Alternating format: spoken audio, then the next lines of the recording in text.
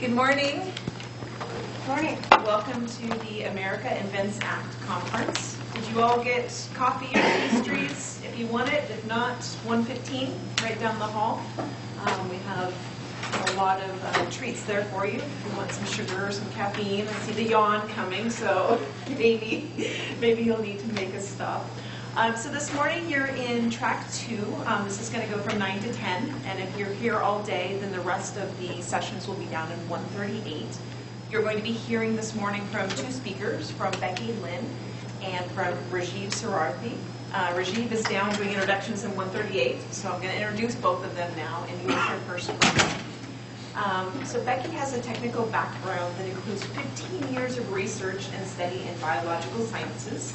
She earned a BS in cell biology in China and an MS in plant physiology at the Institute of Botany in the Chinese Academy of Sciences, and a PhD in molecular biology at the University of Missouri Columbia, where she was awarded a molecular biology fellowship.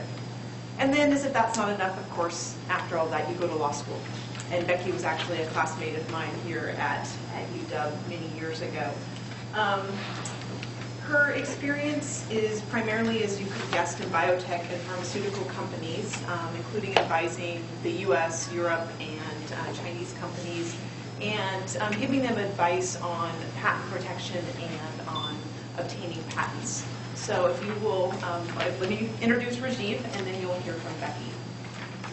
Rajiv, who's one of the co-chairs of this program, is the incoming chair of the IP section of the State Bar. And Rajiv is a patent attorney at Perkins Coie. His background is in software, so we tried to get kind of a mix of different scientific backgrounds for you. He has 13 years of software industry experience, including 9 years as a software development engineer and manager at Microsoft. He has an MBA, which also helps him to counsel IP clients. And he works with clients in the US, Canada, India, and in other countries throughout the world. But his focus is primarily prosecution-based. So let's welcome Becky, and then Rajiv will join us in a little bit.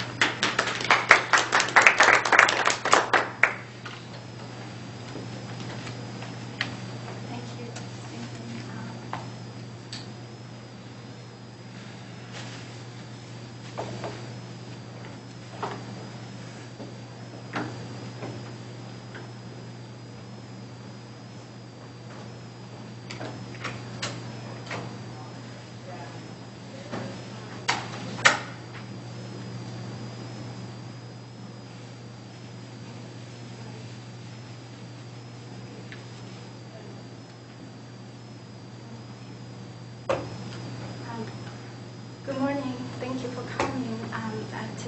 will give you an overview of the recent reform to the patent law of the American Invents Act regime. Will then talk about the implication of the new law. To leave enough time for regime, I will answer your questions after his presentation.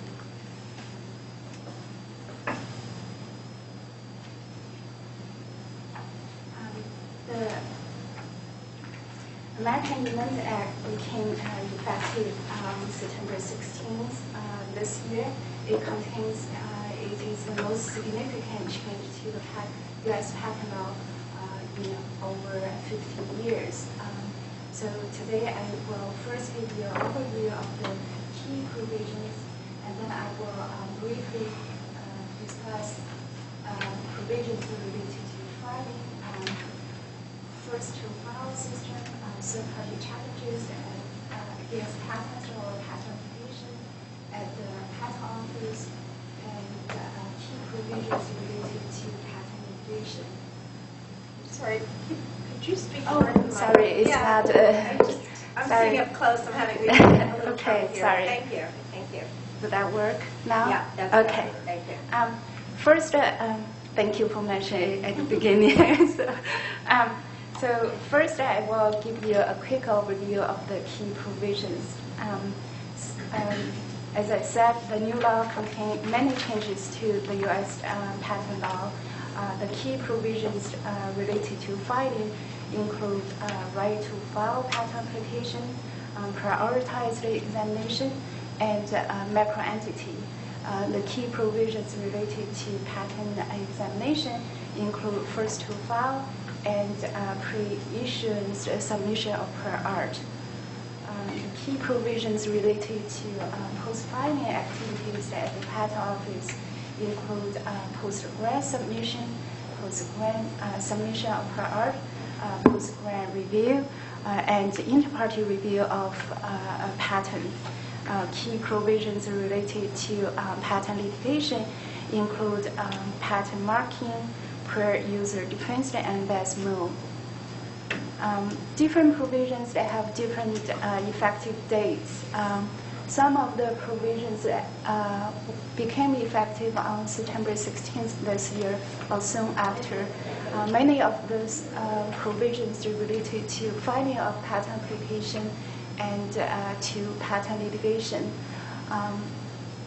Some other provisions will become effective on September 16th next year.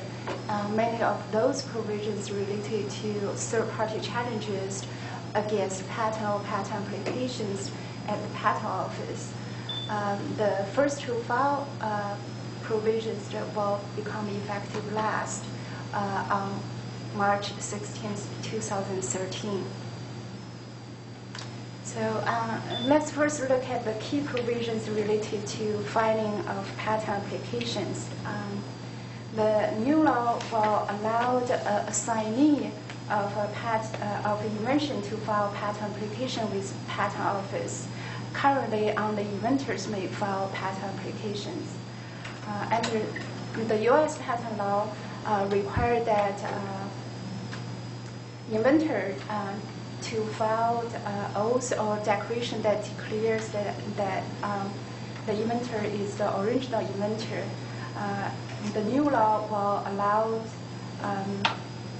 the inventor's oath or declaration be combined with assignment of the invention. The new law will also allow the filing of substitute statement instead of the inventor's oath or declaration if the inventor is not available or refuses to sign oath or declaration. The new law will provide an option to speed up patent examination by paying additional $4,800. Patent applicants that may request the patent office to conduct prioritized examination. During prioritized examination, the patent office will allow or finally reject a patent application within 1 year after the filing of the application. To qualify for prioritized examination, the patent application can at most contain 4 independent claims and 30 total claims. The patent office will accept only the first 10,000 requests for prioritized examination in any fiscal year. The new law also established a new category of patent applicant, microentity. Microentities will be entitled to 75% reduction in most patent fees. However, the reduction in fees must await patent office fee setting, likely in 2013. This provision is intended to benefit individual inventors, very early stage startup companies, and universities. To qualify for microentity status, the applicant has to meet various requirements, typically including the maximal numbers of previously filed application and the maximal gross income, annual gross income. So now let's spend some time looking at the first two, the most significant change in the new law, that is the switch from the first to event to first to file system. First, let's look at the differences between those systems. Inventor-wise activities are indicated in red, while independent inventor X activities are indicated in blue. Why conceive the invention and reduce the invention to practice before X conceived the same invention? However, X filed an application for the invention before Y filed his application. Under the current first to invent system, if Y can show that he reduced the invention to practice before X conceived the invention, Y can obtain patent protection for the invention. Under the new first to file system, because X filed an application for the invention first, X will likely get patent protection for the invention. There is one exception to the above statement. I will discuss that exception in a later slide. To get a patent protection for invention, the invention has to be new over what was already known. What was already known is called prior art. The new law defines 2 types of prior art and provide exceptions to each type of prior art. The new law simplifies provisions related to prior art compared to the current first to invent system. The new law also provides that foreign priority application will be equivalent to a U.S. priority application in providing effective filing date and effective prior art date for later filed application. The first to file provision will apply to applications with effective filing dates on or after March 13th, 2013. March 16th, 2013. The first type of prior art provided under the new law include disclosures made before the filing of application at issue. X cannot get a patent protection if before X file application for the invention has already been patented, described in printed publication, in public use anywhere in the world, unsold anywhere in the world, or was otherwise available to the public. And the current first to invent system, public use of invention or sale of invention has to be in the U.S. to constitute prior art. In addition, the current first to invent system does not have a catch-all provision that includes information that is otherwise available to the public as prior art. There are two exceptions to this type of prior art. The first exception is to provide a patent applicant 1 year grace period to file patent application after he disclosed his invention. Disclosure made by X or Z within 1 year before X filed his application is not prior art against X application. Z here is another person who derived the invention from X. The second exception provides that disclosure made by another independent inventor Y after the public disclosure by X or Z, but before X filed his application, is not prior art against X application. In other words, Y's disclosure made during the 1 year grace period is not X application's prior art. The second type of prior art under the new law include patents or applications by another that were filed before filed before but published after the effective filing date of application at issue. This type of prior art is called secret prior art because those patent or application were published after the effective filing date of the application at issue. Thus, the applicant of the application at issue, when he filed his application, could not know about those patents or application. Secret prior art under the new law include U.S. patent, published U.S. application, published international application, PCT application that designate the U.S. Those applications filed by Y were filed before but published after X filed his application. There are 3 exceptions to this type of prior art. In the first exception, Z filed application before X filed his application. Z is still a person who derived the invention from X. Z's earlier filed application is not prior art against X application. Can I ask a quick question? Yeah. Does Z need to be related to the inventor in some way, or it's just that the invention itself is derived from the previous invention? Right. No, Z just derived the invention. Z got the inventive idea from X. So they have to know each other in a sense. Right?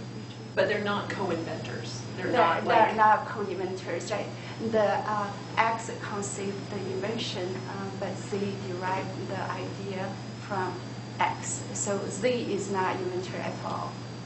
So the idea basically is that the second inventor saw some disclosure or something from X and then came up with the same invention.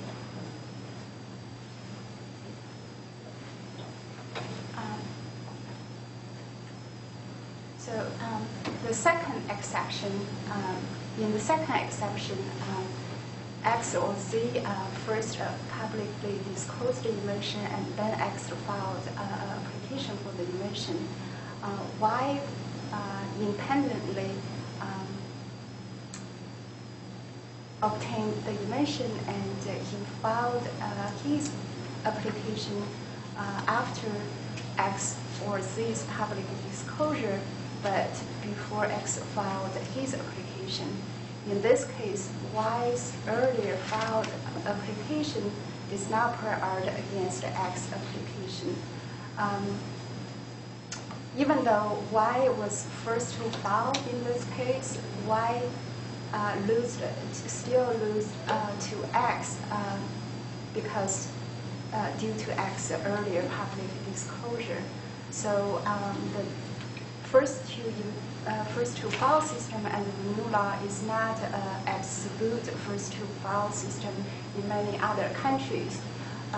It still contains some remnant of the first to event system. So this second exception is the exception I mentioned in an earlier slide.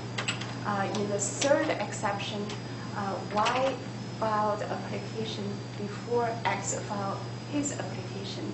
However, by the time X filed his application, Y's application and X's application were commonly owned by the same entity.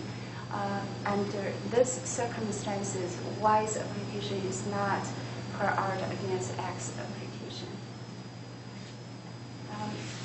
So let's look at some provisions related to third-party challenges against the patent or patent application at the patent office.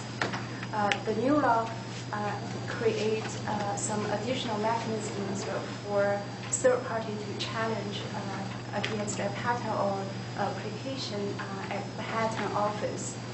Some of the mechanisms that provide only limited participation for the third party, including pre-issuance submission, post-grant submission of prior art, and ex parte re-examination. Some other mechanisms that provide full participation for the third party. That includes the new post-grant review and inter-party review of a patent. During examination of a patent application, a third party may file printed prior art with the patent office against another's patent application. The new law will allow the third party to file a concise description of the relevance of the submitted prior art to the patentability of the application at issue. The new law will also extend the deadline for such submission compared to the current system. The pre-issuance submission provisions will become effective on September 16th next year and will apply to any patent applications. After patent issues, a third party still can submit prior art against a patent with patent office, as well as a written statement about the relevance of the prior art and the manner of applying such prior art.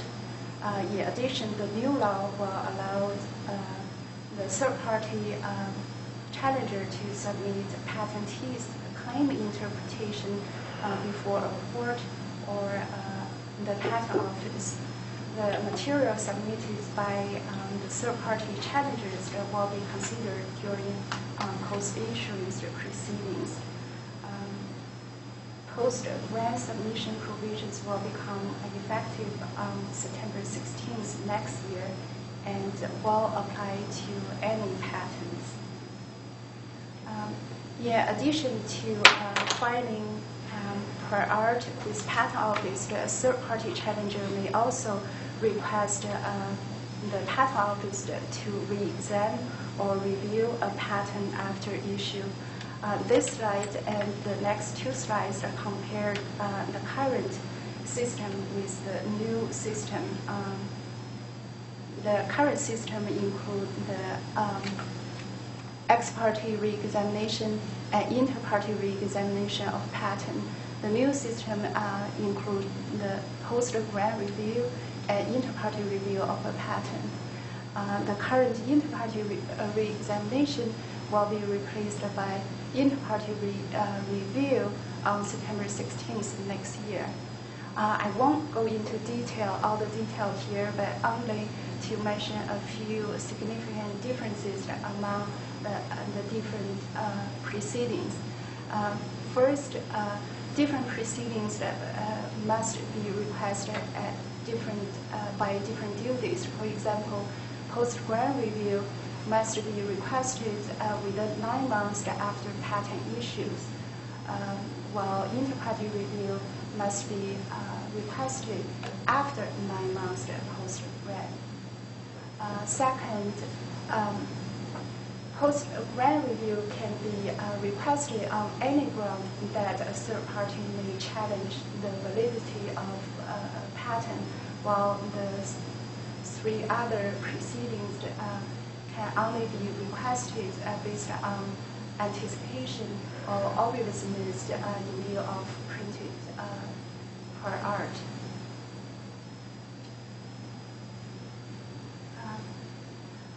Different proceedings have different standards to meet before the patent office initiates such proceedings.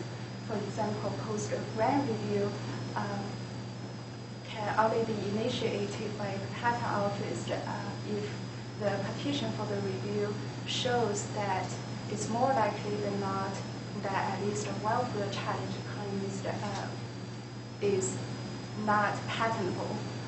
Inter-party review can only be initiated if the request for the review shows that there is a reasonable likelihood of success, reasonable likelihood that the petitioner would prevail with respect to at least one of the challenge claims.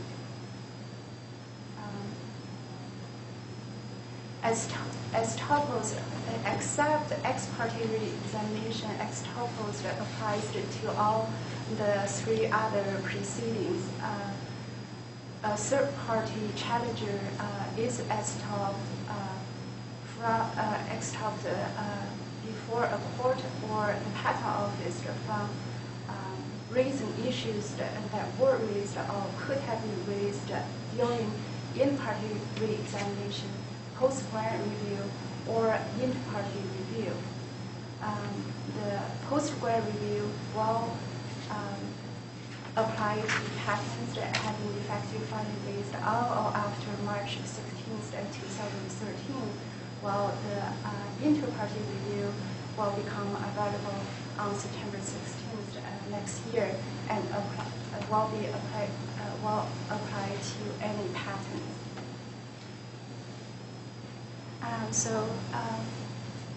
Now let's look at some key provisions related to patent litigation. For a patent owner to obtain, to recover damages for patent infringement, the patent product has need to be marked with a patent number that cover the product. The new law-related patent marking provisions that became effective on September 16th this year. Now, under the new law, now a patent owner can mark their product virtually by marking on the product with an internet website that associate the patented product with the patent number that cover the product. Under the new law, only government or parties suffering competitive injuries may bring suit based on forced marking. Previously, anyone could bring such suit. The new law also allows a patent owner to keep a patent number on the product even after patent expires. Accused infringer may use his prior commercial use of the invention as a defense against a patent infringement action. The new law related to prior user defense provisions that became effective on September 16th this year. The new law expanded this type of defense from against business method patents only to against essential all patents. The commercial use has to be at least 1 year before the effective filing days of the patent at issue or the inventor's earlier public disclosure. There are various limitations to this type of defense For example, this type of defense is typically limited to the person or the party who perform the commercial use. This type of defense will apply to patents issued on or after September 16th this year. U.S. Patent Law Section 112 requires that a patent disclose the best mode of carry out the claimed invention contemplated by the inventor. This section has not been changed by the new law. However, the new law removed the invalidation ground based on the failure of patent in disclosing the best move. So finally, let's just briefly summarize what we discussed today. The new law contains some provisions related to filing of patent application. And the new law assignee will be able to file application with the patent office. Applicants may request prioritized examination by paying additional fee. Microentity status was established, but reduction in fee afforded to such entities is not yet available. The most significant change in the new law is the switch from first-to-invent system to first-to-file system. The new law simplifies the provisions related to per art, but also expands the scope of per art in certain aspects. The new law provides additional mechanism for third party to challenge a patent or application at the patent office. The new law also contains provisions related to patent litigation, including allowing virtual patent marking, expanding per user defense to against almost all patents, and remove the invalidation ground based on the patent's failure in disclosed best move. Thank you.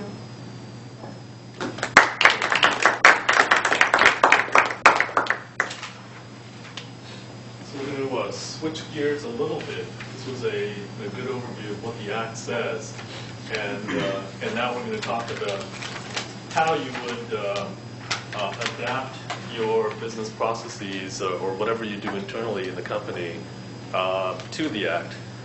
So a couple of questions, just so I have a sense for who the audience is. How many of you are in-house? Okay, and how many of you are private practitioners? Okay. So the first part is sort of the part that Becky just talked about is suitable for both audiences. The second part is more for typically in-house counsel, but as a private practitioner, you might want to use this, digest this for counseling your clients as well. My name is Rajiv Sarathi. I'm a partner at Perkins Coie, and I work with individual inventors, small companies, medium-sized companies, startups, all the way up to large corporations in the patent space. I don't know how much, since I wasn't here for my introduction, I don't know how much Signe told you about me, but I'll just tell you a little bit. So before becoming an attorney, I was a software engineer at Microsoft. I was doing that for 9 years, and then I decided that patent law was what I wanted to do, and here I am 10 years later. So the America Invents Act, you've read a lot about it. You've seen some news about it. Now you've heard more details from Becky, and you're here to learn a lot about it as well. It changes the patent landscape pretty drastically. I mean, from the surface, it may not seem like much. The first inventor to file system is probably the one that's bandied about the most in the press. But if you take a look at the statute, it changes the law fundamentally. And more companies and practitioners are going to learn over time that it's going to change how we practice patent law pretty significantly over the next 20 years. The language of the Act has changed, and if you paid any attention to new laws, especially in the patent space, it takes some time for the courts to digest it, give us some guidance on how the law is to be applied. So there are some people who will tell you that this act changes the patent system, not just from the way the act was 50 years ago, the 1952 act, but all the way back to the original formation of the act in the late 1800s. It's changing things pretty radically. And so it's good that you're here to learn about it. So because the courts are going to speak on the law over time, we think that it's going to be 10, 15, 20 years before we really understand what the act means. I think that most attorneys will want to be pretty careful in the guidance that they give to their clients.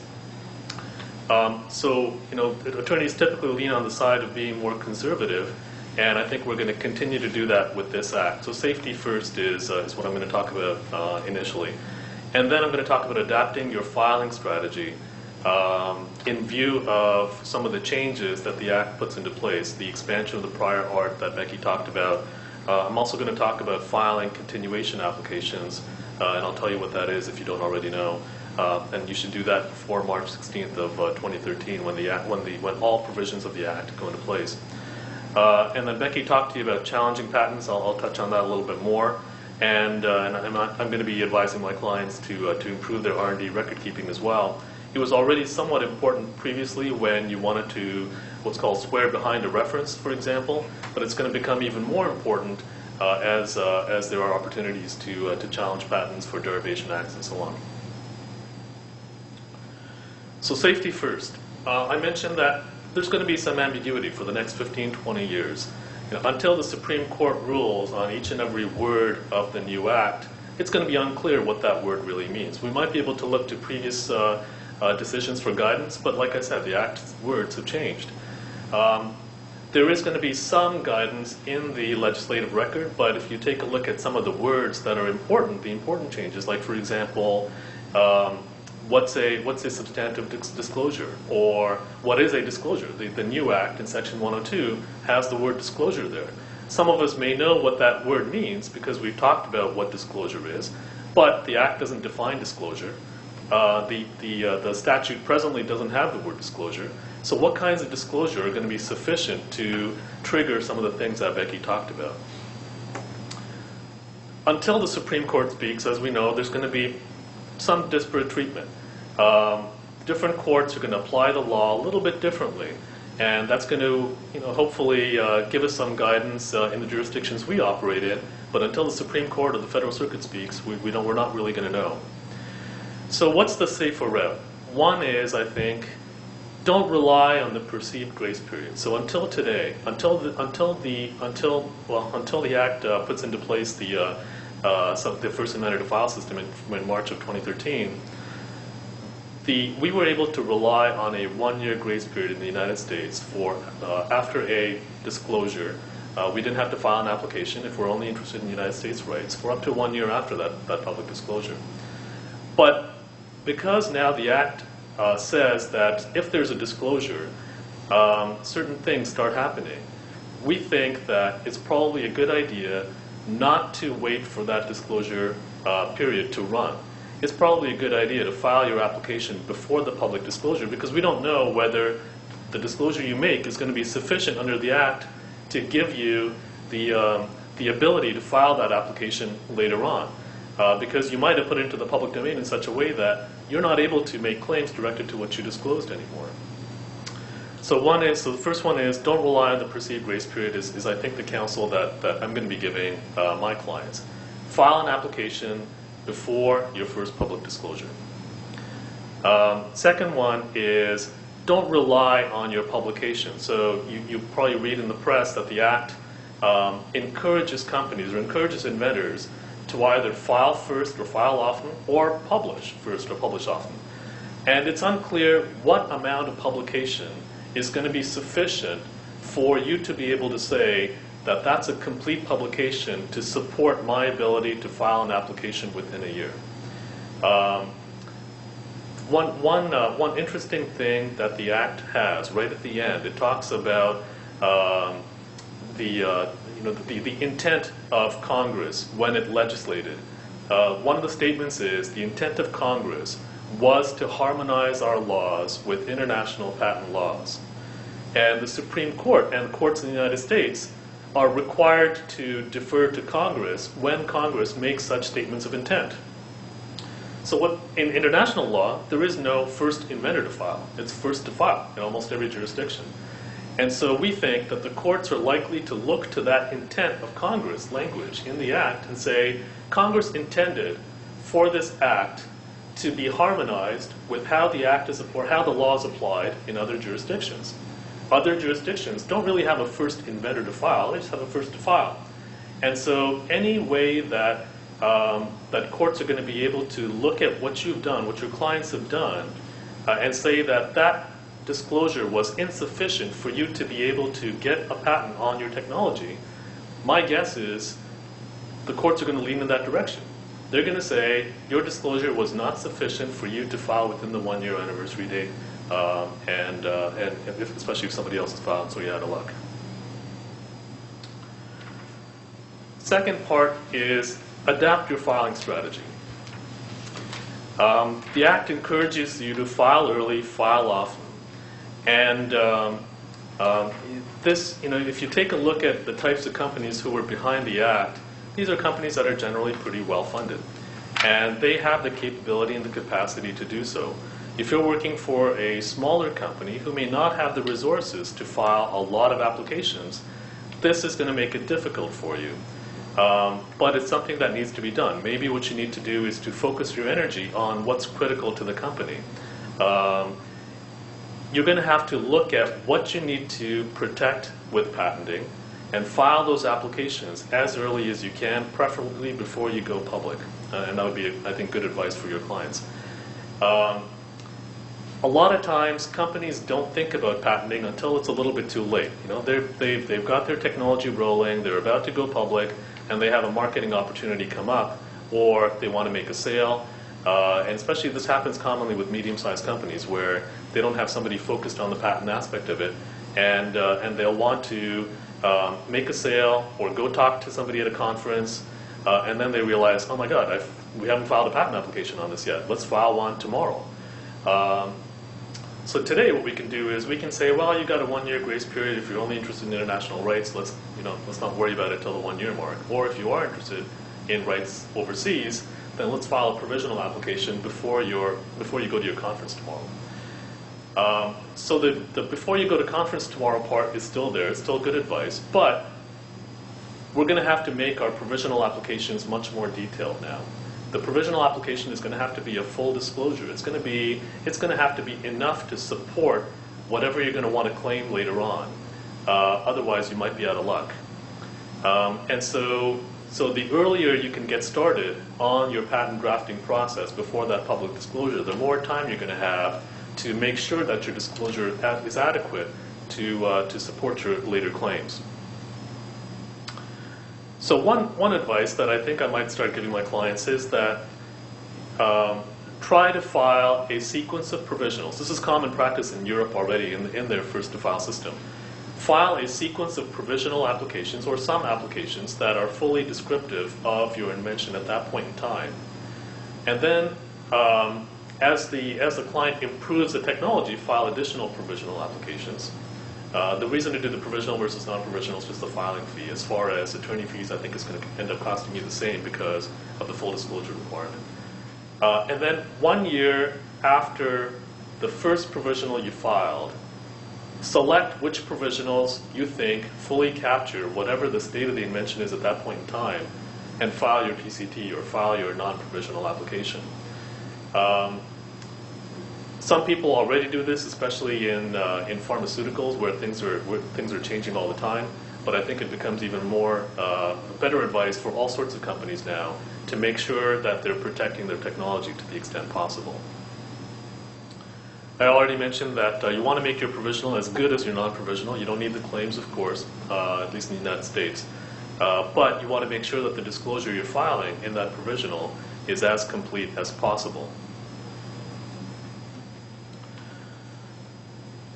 So Becky talked about the expansion of what the prior art is. And why that's important is that it's another way for you to challenge patents, but it's also something that you need to do to make sure that you're getting your stuff on file before anything happens overseas, especially now where companies have a lot of activity that's happening both in the United States and overseas.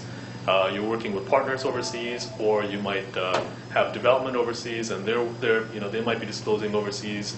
You might have a facility in another country that's making something for you, and it's possible that they might work with a partner. They might disclose something inadvertently.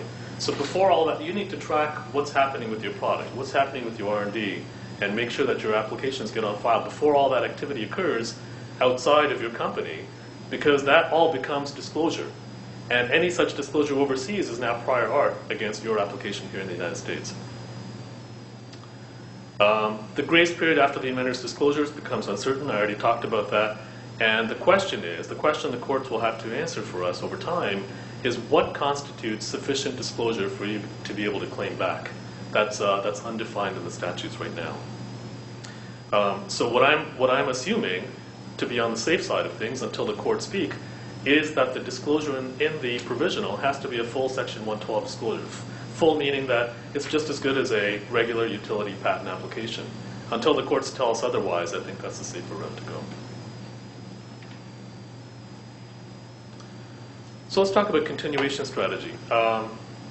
Anybody here not familiar with the patent application system? You know what a continuation application is? Are most of you patent attorneys? Okay, not everybody. All right.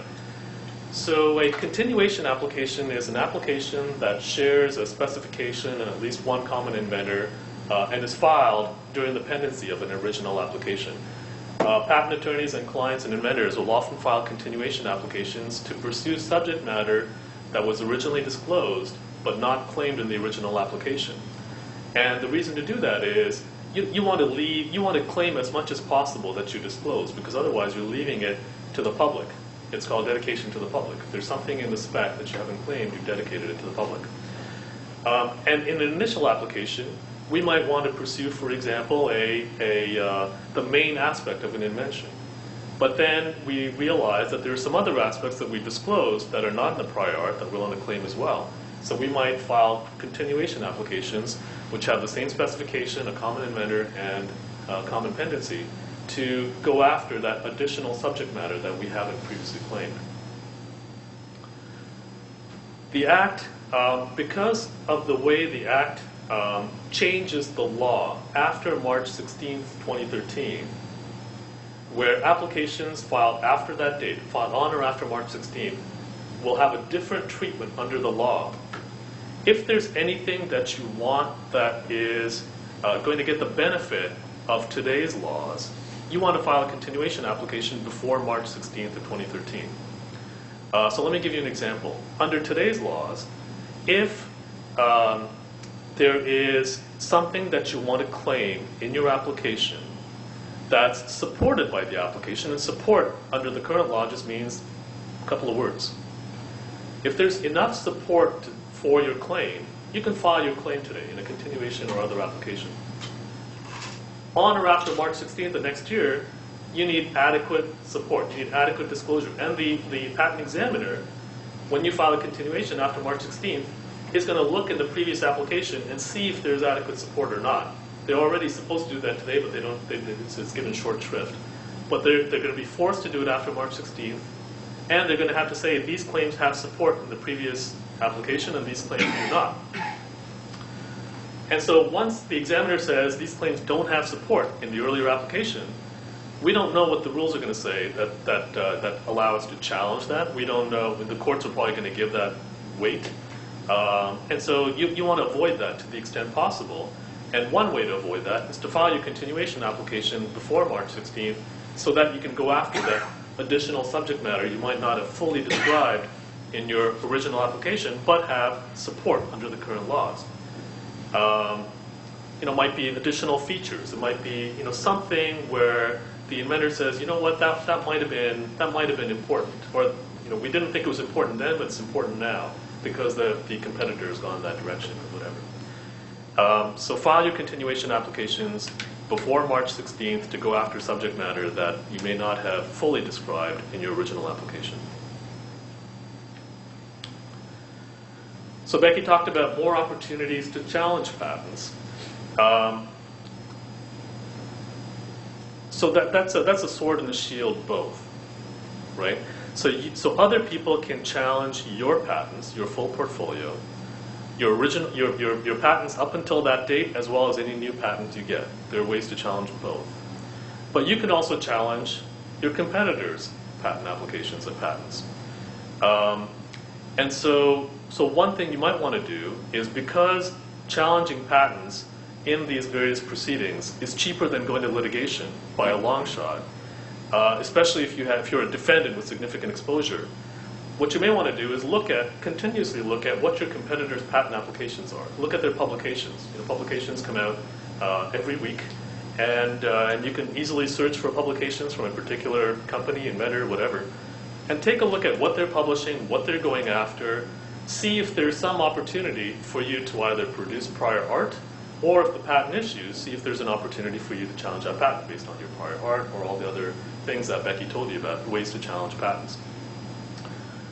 And one reason to do that is it could be a cross-parrying settlement strategy. And this is the first time I've used cross-parrying in any presentation or document ever since my MBA some 15 years ago. Cross-parrying is somebody is doing something against you, you do something against them. So they're challenging your patents, you're going to challenge their patents. You might say, well, let's talk. We don't want to lose our patents, you don't want to lose your patents. Let's settle this and not spend millions of dollars on patent attorney fees. So keep an eye on competitors' patent publications and patents. And Becky, did you talk about being able to submit prior art anonymously? I think you did, right? Yeah. And the reason why anonymously can be important is, let's say you're a company who's concerned about somebody's patent. If you don't do it anonymously, then you're basically sending them notice that you're concerned about their patent. And if you're not already on their radar screen, they're going to say, oh, this person's concerned about my patent. Let's see what they're doing. And they'll take a look at what you're doing and maybe figure out that you're infringing their patent, and they might come after you. But if you do it anonymously, where you hire a patent attorney to send the prior art to, using this procedure, they don't know who the prior art is coming from. They have less reason to come after you specifically unless they already know about you. Improve record keeping. So already it's somewhat important, and I don't think all inventors do a good job. I think some fields are better than others. Like pharmaceutical industry, I think, is generally pretty good about keeping records. Many other companies, especially startups around here, are not very good about keeping records because things are moving very, very quickly. And they're together on a whiteboard, they draft out their ideas, and they say, let's do this, let's implement it. And then 1 year later, they think, oh, you know what, we should get a patent on it. But nobody's kept any records on what they've done over the course of the year. And in the past, or as of today, that documentation could have been useful to swear behind prior art, often because today it's a first-to-invent system. And so when there's prior art, we try to establish an earlier invention date or conception date and what's called diligent reduction to practice. And to demonstrate all that, the Patent Office and the courts require us to produce evidence to show that there was prior conception, show that there was diligent reduction to practice. So when those records are missing, it's hard to do that. It's almost impossible to do that. It's going to become even more important because now, Becky talked about a prior user rights defense. You want to be able to show that you did this, you had this R&D before somebody else got their patent. You were a prior user, that's a defense for you. The only way you're going to be able to do that is to have evidence showing that you really were doing all that before. Second is derivation proceedings. If you want to be able to show that your inventor left you, went to the competitor, and that's why the competitor came up with the same idea, the same application, the same invention, you're going to have to show that the inventor worked on it, that's what he worked on, what the competitor is claiming now is what you guys produced. And so you're going to have to demonstrate that in court, show that the inventor worked on the technology that the competitor is now claiming while the inventor was in the employ of your company. Similarly, if the competitor accuses you of derivation, you need to be able to show, no, I was working on this well before I knew about their invention.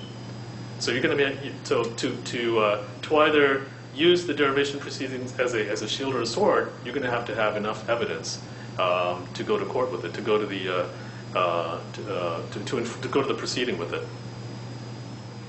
And then finally, defensive against misappropriation of trade secrets as well. If somebody's accusing you of having stolen their trade secrets, but you can show that you've been doing this before you had any knowledge of their trade secret, before their employee came over to you, you're going to have to produce that evidence as well. So improved record keeping, I think, is good. A lot of companies will have record retention policies that are in conflict with this. So you're going to have to figure out, what's best for the company. Do you want to keep those records for these proceedings, or do you want to destroy them because of your record keeping policies? So the bottom line is file early, file often, at least disclose early, but I think that's riskier. Improve your patent process so that inventions are identified sufficiently early to determine whether they warrant patent protection or other action, such as publication, prior to commercialization. So Becky, I think, deferred questions to the end, so we're happy to take any questions you have over the next few minutes. Yeah. This is not my situation, but a colleague was with a company. They discussed an idea. They never filed a patent. He left the company a year or two later and created a startup based on the concept that they never executed. And we got a letter from the former company's actual parent. They got acquired, and their legal department sent a letter saying, you signed an inventions agreement as an employee, and it was invented while you were on the clock with us. You can't launch your company, even though they hadn't filed a patent. Kind of a gray area, or are they just intimidating him? It could be either. It depends on what he was doing while he was employed by that company, which state he's in. Different states have different laws. You're in Washington. Okay. So the company might have some grounds.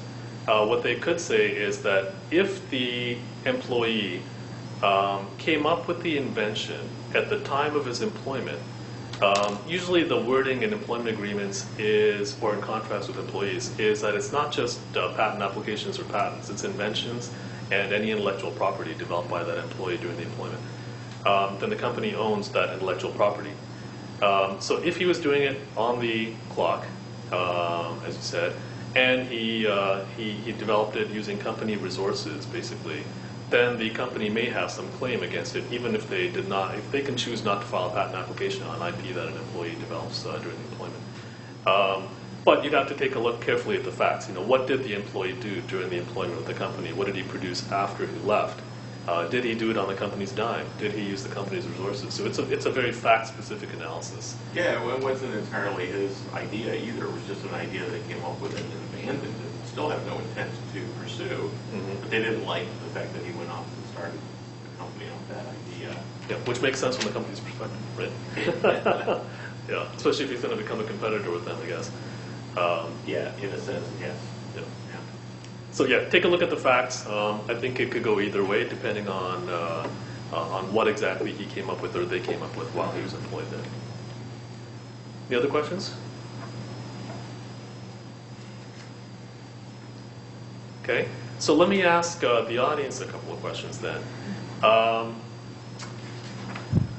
So as far as the Act, and some of you are not patent attorneys, have you thought about what you're going to change within the company as a result of the Act? I mean, if you already have a significant patenting program, I don't know how many of you do, has the company given any thought to change that program based on the Act yet? Anybody in that space? So how many have a significant patenting program at their companies? Significant meaning, let's say, more than 25 patent applications a year or something like that? Nobody. Okay. So probably doesn't apply to you so much. But I think it's a question that a lot of companies are going to have to answer pretty soon, and I don't think a lot of people have given that too much thought yet. Okay, well, if there are no further questions, we thank you for coming. there's still some coffee signatures. Do you want some closing Yeah, words? So we just have the next session. I know some of you were just coming for this session, but if you're staying, the next session doesn't start until 10:15. So we have about 15 minutes if you want to go get some more coffee or more pastries or anything. Or even if you're leaving and want to get more coffee or pastries, that's fine. The next session will start at 10:15 and we'll be down in 138 for the rest of the day. And so there were two different payment programs. So one was this session only, and the other one was the full day. And so just, if you're part of this program, then I think you're done. If you're part of the longer program, then you're happy to go there. Just came up with a question. Is there any change to how soon your application is visible to others at PTO.gov or any database? No, it's still 18 months from your first priority date. It's as early as, so they can publish as early as 18 months from your priority date. And the priority date is defined as? The priority date is the first provisional? half of the provisional, let's say. Okay. Typically it's longer. Typically it's 18 months after the non-provisional is filed. Mhm. But the law says that it could be as early as 18 months from your priority date.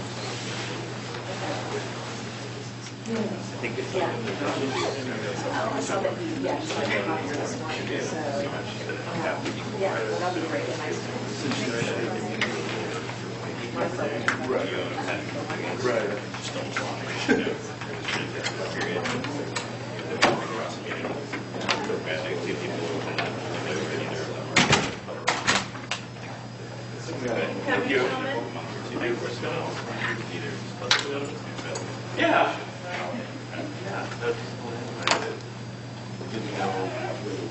There's no way. Yeah, but there's like, There's no way. If there is, then you have to go to the other side. Right. Yeah, I would say we're about there. Getting into the real nitty gritty is going to be the rest of the day. But this obviously was assuming that you knew certain things about existing Filing systems. So patents forever. Yeah. In startup companies, and we already have the culture of just belt and suspenders on everything. So the only question I had was, what would I do differently from what I've always tried, the conservative, cautious approach? Well, it sounds like, I mean, what the disclosures are going to be one of the big question marks, and that's when we had the lunch with Judge Rader the other day. People were asking, what is the language again that you were talking about? There's specific language from the statute that is like, well, what does that mean?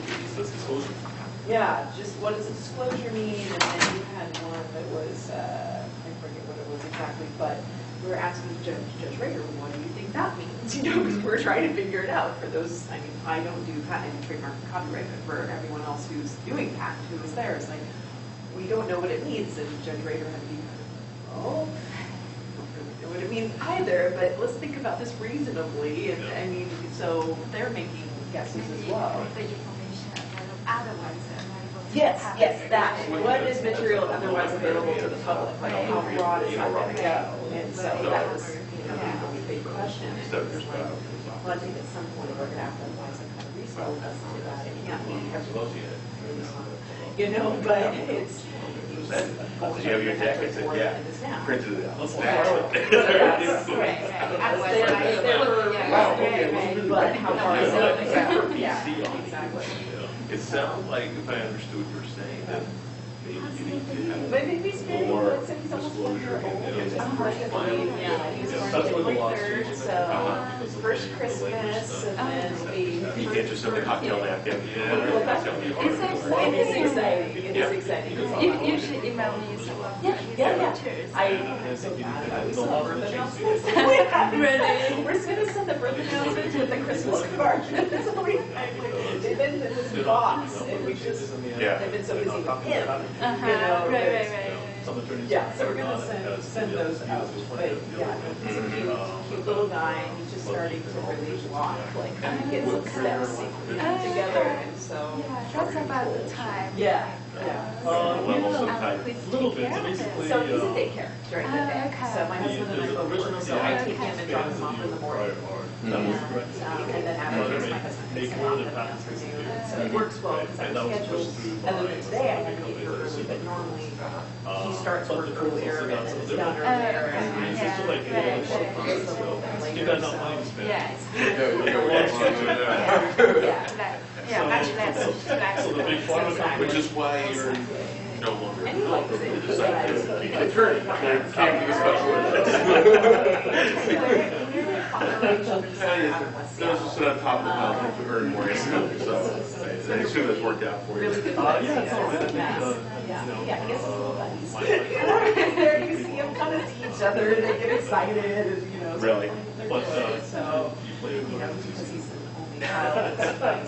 For me Yeah, to yeah, see yeah, him yeah. with other kids Right, and having right, fun. A friend, good friend who Yeah, yeah. Oh, So nice, nice. was a Yeah. nurse, administrator, and went to a hospital. Very cool, And absolutely. I know. Even now, I look back and see. He's still a baby. Oh, That's what I read, right? So now he's an attorney in a large hospital. So poor. He does not make it. No, your husband, Yeah, your he's a firm, but what you get is so much 31. older than that. Oh, wow. But I think it was her. Oh, wow. Big, but still kind of. Yeah, yeah, right. And he likes it when I read to him. Uh-huh. You know, he really like that, he gets really excited, so now he comes and he picks out his books, like, I'll lay them out, like, you know, which one do you want me to read, and he'll pick one, and he kind of, and then he looks at me, and he kind of, you know, I'm like, okay, we'll read that one. Yeah, I think it's all right. okay. He probably does well. Yeah. I guess we With the picture and saying. That's all. Yeah, Whatever. yeah. So I guess, yeah, I do think Oh, wow. he understands a Okay. lot of it, but that's been, I love to read it, so that's been one of the things I've shared with him. It's just always reading to him, and so now he knows the spot on the couch where I put the books, and he'll kind of go over there and kind of looks at me, and No, I know. so I it makes me know. I happy. was just wondering if that one. Yeah, it's a Yeah. good habit to have. Yes, and exactly, and yeah. that's something that my mom I couldn't use really her all great this time reader, because so I always was gave me my books as company. gifts, and I think that really helped foster that in me too. Right, right, You right. know, going to law school, Private kind individual. of. I'm not used to working. Probably was a progression, so. Well, Yeah, so things are good with you too? Yeah. So I have I two think doctors. So it's a little different. How's he doing? He's doing well. So I miss them. We're part of the same Yeah, those are fun ages This though goes too. with- 'Cause Yeah.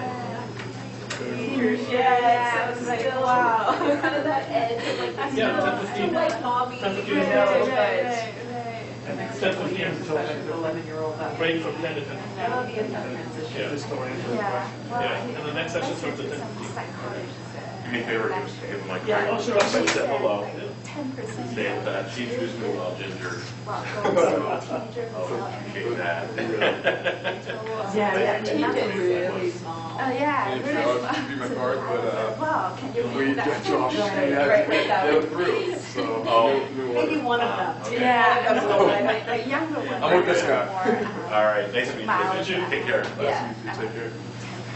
Yeah, yeah, so maybe she'll get through it. Thanks, Becky. Actually, I do.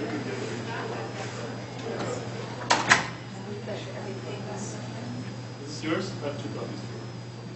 I have one, I went back out and grabbed one, so I think one of them might have been signed. Okay, just stay for the day? Yeah. Lots of stuff to learn? Yeah. It's nice to have such a program, you know, Yeah. in Seattle, Exactly. rather than you have to travel to other places. Quickly, to get it together so quickly. Yeah. That was the challenge. That time, it took time, but we. Oh, absolutely. And really thank you for this. Yeah. Yeah. So that you used to. Right. And luckily, several of them were available to come over. Yeah. Some of them couldn't make it, but.